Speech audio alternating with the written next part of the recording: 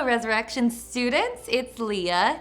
I'm excited to talk to you all today about how God calls us. God calls us to reflect God's love into the world and share our faith with those around us. But first, let me ask you a question. Have you ever felt like you were overlooked and no one heard you? Not even God?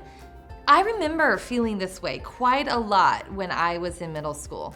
Here I am as a sixth grader.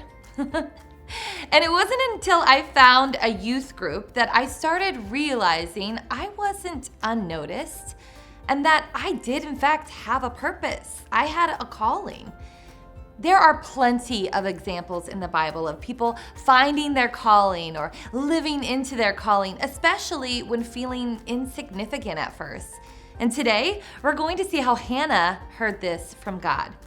Hannah was a woman in the Old Testament who has a powerful story about trusting God with her heart and her life, even when she felt overlooked, picked over, or an outcast. So Hannah couldn't have children, and her family around her, they continue to have children. And they even made fun of her and talked about her in a mean-spirited way because she couldn't have a baby. You see, back then, for a woman, having children and carrying on the family was a big deal. And not being able to do that could make someone feel like an outsider or insignificant. Hannah couldn't have a baby with her husband, and her husband, among many others, noticed how deeply sad and distraught she was. And one evening, Hannah came to the temple and poured out her heart to God in a prayer, saying that if God would hear her prayer and give her a child, she promised to give that child back to the Lord in service. Hannah prayed all of this in her heart, silently. But Eli the priest, he saw her praying and was real confused. See, Hannah was so overcome with emotion, he thought maybe she was drunk on wine. But Hannah said, no, I'm not drunk. I'm praying. I'm praying for a child. And if God gives me this child, I promise to give him back to God in service. So Eli the priest said, go. The Lord hears your prayer. And you know what? Hannah got pregnant and had a son, Samuel. And when he was old enough, Hannah brought Samuel back to Eli, the priest at the temple, and said, God answered my prayer. I wasn't forgotten or abandoned, and I am fulfilling my promise. And Samuel stayed at the temple, learning from Eli and growing up to be this amazing prophet and leader in the Hebrew faith. So in Samuel 2, verses 1 through 4, Hannah shares her joy in a poem about how God didn't abandon her. She writes, my heart rejoices in the Lord. In the Lord, my horn is lifted high. My mouth boasts over my enemies, for I delight in your deliverance. There is no one holy like the Lord.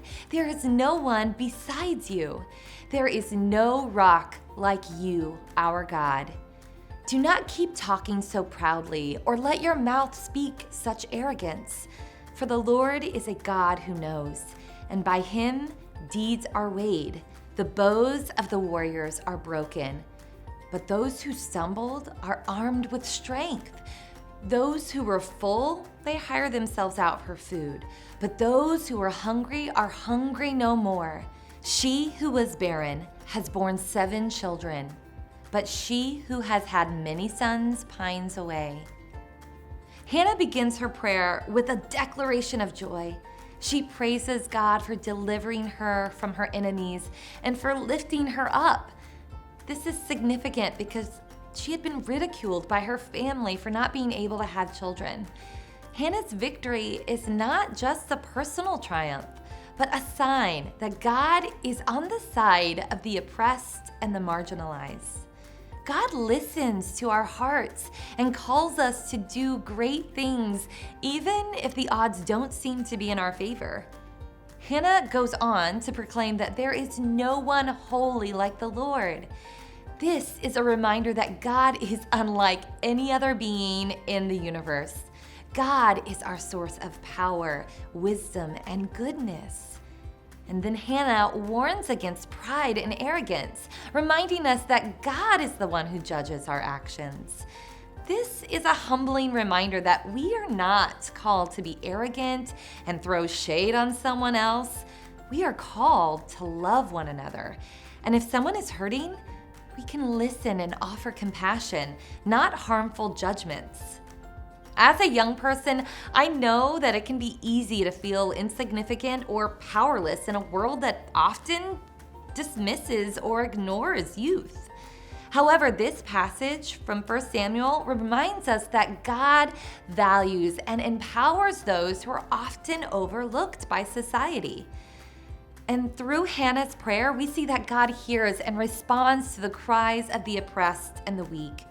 This message is especially important for anyone, especially youth, who may feel like they don't have a voice or that their struggles, they just go unnoticed. Again, can you relate to that feeling? Let me assure you, your voice does matter. God has called you to use it.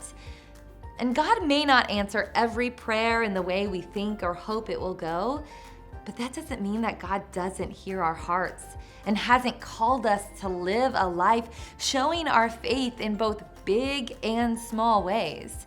Hannah gave up something pretty big, her son, to fulfill a promise. And there might be days when you're called by God to do something big in your faith. Probably not giving up a child, but maybe giving up time, doing one thing in order to spend it growing in your faith at church or serving in a place of need. But Hannah and Samuel, they also lived in the day-to-day life, doing all the small things to show their faith and love to God. In our lives, those small things may look like listening to a friend in need, maybe inviting a friend to youth group, practicing patience when your sibling is frustrating you, and maybe choosing to sit with that new kid at lunch. All these little things, they add up. And Hannah emphasized that God has a special love for those people who feel lost, the poor and the needy, the overlooked and the looked down on. God lifts them up from their lowly place and gives them an opportunity to have honor and authority. And this is a reminder that, God's kingdom is not like our kingdom or this world, which often values power and wealth above all else. So remember, you are not forgotten. God hears you. God calls those who may feel insignificant to do big things. And we can hear God's calling when, like Hannah, we keep praying to God and sharing our heart. Look, you may be young and feel like your voice in this world doesn't matter, but it does. And God is calling you to use it in powerful ways, both big and small. See you next time.